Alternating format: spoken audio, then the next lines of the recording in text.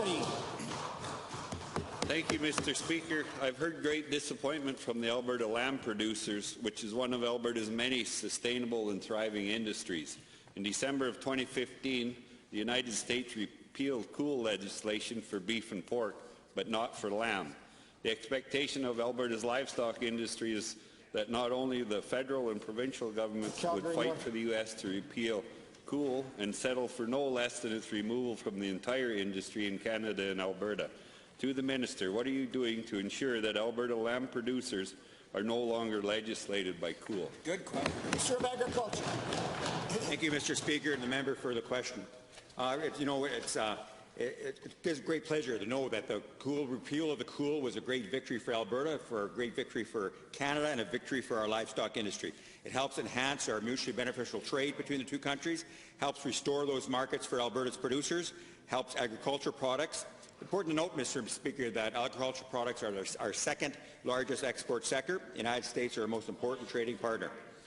Repealing the discriminatory labour requirements was a good step in the right direction, and I believe we're working with our federal government on looking at what are other, Thank you, Mr. Speaker. Thank you.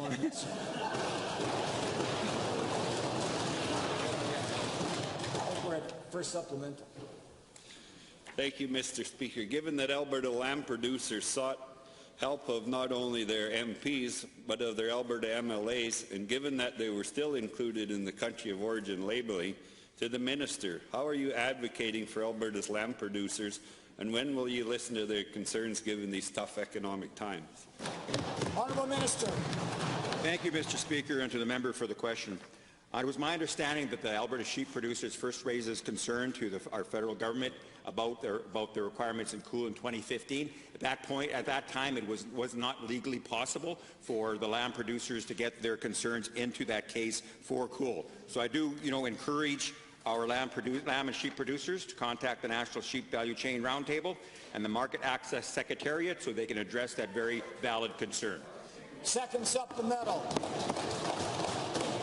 Thank you, Mr. Speaker. Given that cool continues to discriminate against Canadian lamb and that the decision to repeal cool for only beef and pork isolates the sheep industry as the sole livestock sector to be subject to country of origin labelling, which undermines the industry's position with the Canada livestock sector, to the Minister, what are you doing to re-establish equitable trade agreements with our U.S. trading partners? Honourable Minister. Thank you, Mr. Speaker, and the member for the question.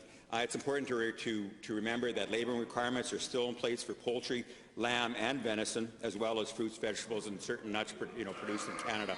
So it's important that we, continue working with the federal government to address those concerns. I couldn't agree with the member more that we need to do more for our lamb producers. Also important to note that our sheep producers last year had one of the best years that they ever had, and hope this year that they continue to grow their industry, both domestically and internationally. Thank you, Mr. Speaker.